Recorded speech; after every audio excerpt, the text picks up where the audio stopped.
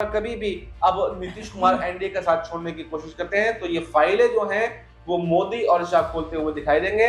और यहाँ पर फिर जैसे लालू यादव और लालू परिवार पूरा नीतीश कुमार पर क्या ईडी की जांच बैठने वाली है? क्या नीतीश कुमार अब कटघरे में अब खड़े होते नजर आ रहे हैं? क्या नीतीश कुमार के खिलाफ चार्जशीट भी दाखिल होगी? क्या नीतीश कुमार वाकई बिहार के चुनाव से पहले बुरे फंस गए? खबर ये तक भी है कि क्या नीतीश को जेल भी हो सकती है। आखिरकार ऐसा क्यों कहा जा रहा है और क्यों नीतीश कुमार एक सबसे बड़े घोटाले में फंस गए हैं? आज इस पर हम बात करेंगे, लेकिन बातचीत करने के लिए हमारे साथ आज मौजूद हमारे खास सहयोगी अब्बास भाई। अब्बास भाई, बहुत बहुत स्वागत है इस प्रोग्राम में आपका।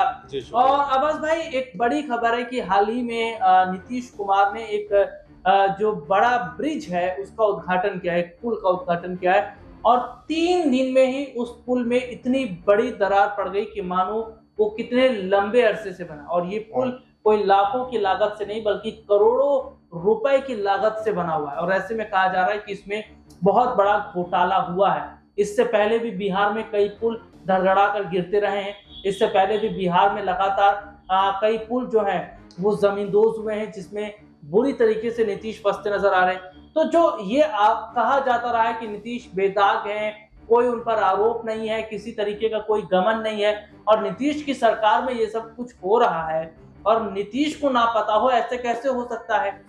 देखिए राहुल जी, बिल्कुल यहाँ पर कह सकते हैं कि नीतीश कुमार की मुश्किलें जो हैं वो अब बढ़ती हुई नजर आ रही हैं। एक तरफ तो वक्फ के मुद्दे पर समर्थन करके वो बड़ा फंस गए हैं, कोई उनका राजनीतिक भविष्य यहाँ पर दिखाई नहीं देता क्योंकि मुस्लिम वोट बैंक जो है वो पूरा उनसे फिसल चुका है। और ऐसे में जो पुल का एक हादसा एकदम सामने आया है, इसमें 3,000 करोड़ से ज्यादा का लगभग ये पुल बना हुआ था। और उसके बाद में ये 2 ही दिन पहले इसका उद्घाटन खुद नीतीश कुमार ने किया था और 2 दिन में ही ये जमींदोज हो गया। और ये सिर्फ पहला पुल नहीं है, बल्कि नीतीश कुमार की सरकार में देखें तो ऐसे ना जाने कितने पुल ऐसे हैं जो रातों रात गिर गए, यानी कि 2 दिन, 4 दिन, 6 दिन, हफ्ता भर, महीना भर भी नहीं टिक पाए। और बिल्कुल यहाँ पर जब कोई बड़ी लागत के साथ में और पूरा तैयारी के साथ में बनाया जाता है तो वो बिल्कुल भी नहीं गिरेगा। लेकिन कहीं ना कहीं यहाँ पर जल्दबाजी की गई, कहीं ना कहीं यहाँ पर जो टेंडर दिए जाते हैं उनमें कहीं ना कहीं धोखाधड़ी की गई होगी, कहीं ना कहीं जो माल है वो खराब गुणवत्ता का लगाया गया होगा, तभी ये पुल जो है वो गिरे हैं। तो ऐसे में अब ये देखना काफी दिलचस्प होने वाला है कि अगर यहाँ पर नीतीश कुमार कोई एनडीए का साथ छोड़ने की कोशिश करते हैं तो यहाँ पर जो बीजेपी है वो ऐसे ही मामलों को खोज करके एक लंबी फहरिस्त पहले भी बना रखी है और ये भी उसमें एक ऐड हो जाएगा। और अगर यहाँ पर कभी भी अब नीतीश कुमार एनडीए का साथ छोड़ने की कोशिश करते हैं तो ये फाइलें जो हैं वो मोदी और शाह खोलते हुए दिखाई देंगे।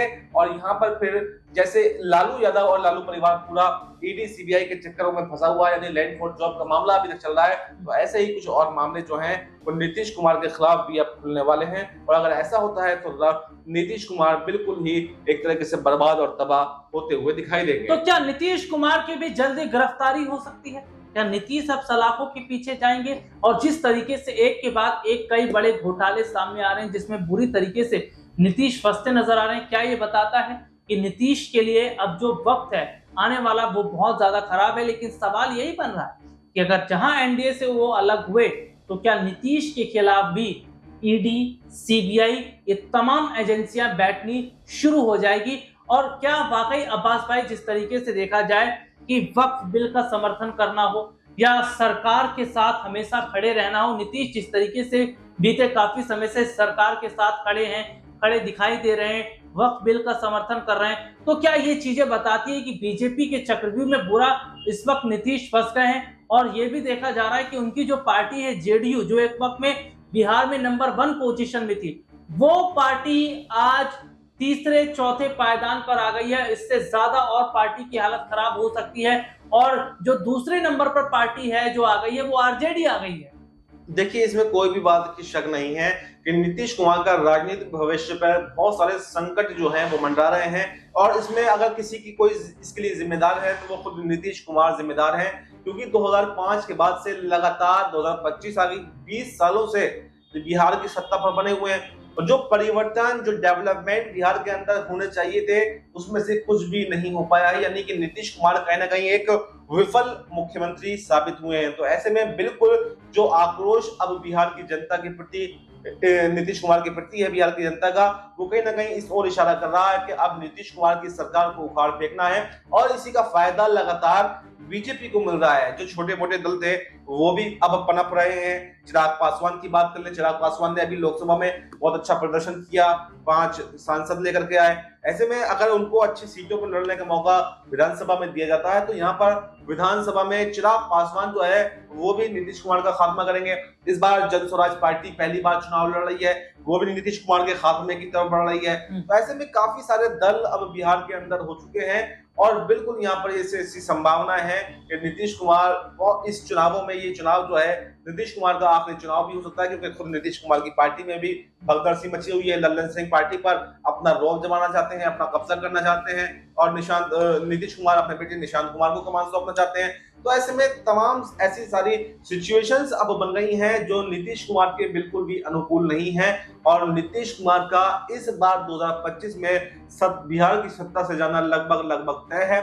और वापस ये देखना यह होगा कि क्या 2005 के बाद में अब नीतीश लालू यादव की जो सरकार हुआ करती थी, क्या फिर वापस आरजेडी की वापसी बिहार के अंदर होगी या फिर बीजेपी यहाँ पर कोई बड़ा उलटफेर करती हुई दिखाई देगी? क्या बीजेपी बड़ा उलटफेर करेगी या फिर आने वाले वक्त में नीतीश आरजेडी की तरफ जाएंगे, ये सवाल तो है। लेकिन ऐसे में देखा जा रहा है जो नीतीश कुमार की एक छवि बनी हुई थी, बेदाग छवि बनी हुई थी, लेकिन क्या अब्बास भाई वाकई उनमें दाग अब लग चुके हैं?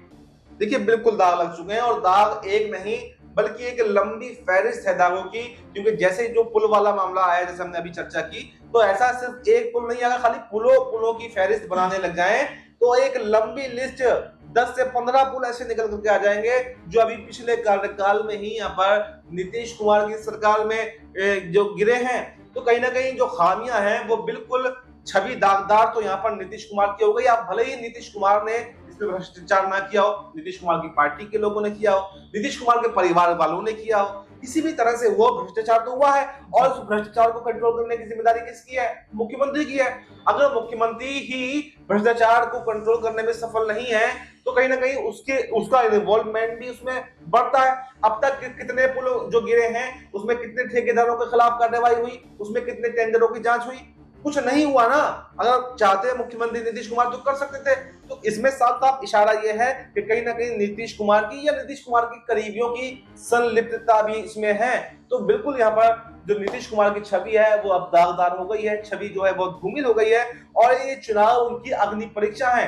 क्या जो अच्छी छवि के लिए वो जाने जाते थे वो वापस किसी कोई मोड़ लेकर नीतीश कुमार साबित कर पाएंगे? ये जो छवि धूमिल हो गई है, इसी छवि के साथ में अगर चुनाव में जाएंगे तो पक्का यहाँ पर हार का सामना करना पड़ेगा। तो ये वाकई देखना होगा कि क्या नीतीश कुमार को झटका इस बार लग सकता है। देखिए नीतीश कुमार चौतरफा गिर गए और ये देखा जा रहा कि अगर एनडीए की सरकार गलती से बन भी गई तो नीतीश तो सीएम चेहरा नहीं रहेंगे, क्योंकि नीतीश कुमार के जो लगातार वीडियोस वायरल हुए जिसमें देखने को मिला नीतीश जो उल जुलूल हरकत कर रहे हैं, इससे बीजेपी को नुकसान हुआ है। और बीजेपी ये पूरी कोशिश कर रही है या बीजेपी का ये प्लान है ही है कि सरकार अगर बनेगी तो हमारा ही सीएम होगा। और एक आखिरी सवाल आवाज में मेरा रहेगा कि अगर सरकार एनडीए की बनेगी तो क्या पक्का माना जाए कि जो सीएम होगा वो बीजेपी का होगा? क्योंकि ये बात पहले ही विजय कुमार सिन्हा जो डिप्टी सीएम है वो कह चुके हैं। देखिए सीएम बीजेपी का होगा या नीतीश कुमार होंगे ये कुछ डिसाइड नहीं हो पाया, लेकिन जैसी संभावनाएं बन रही हैं और जैसे नीतीश कुमार घिरे हुए हैं तो मुझे नहीं लगता कि यहाँ पर बीजेपी जो है नीतीश कुमार को सीएम बनाएगी। क्योंकि बीजेपी का ये सपना रहा है कि बिहार के अंदर वो अपना सीएम बना सके, अपनी सरकार बना सके। क्योंकि आजादी के बाद से एक बार भी बिहार के अंदर बीजेपी ने अपने दम पर सरकार नहीं बनाई है। तो क्या ये बीजेपी का सपना पूरा होगा? ये देखना काफी दिलचस्प होगा। जी तो ये देखना दिलचस्प होगा। इस मुद्दे पर आपकी क्या राय कमेंट करके जरूर बताएं। फिलहाल आज के इस प्रोग्राम में इतना ही, आपसे फिर दोबारा मुलाकात होगी, तब तक के लिए इजाजत दीजिए।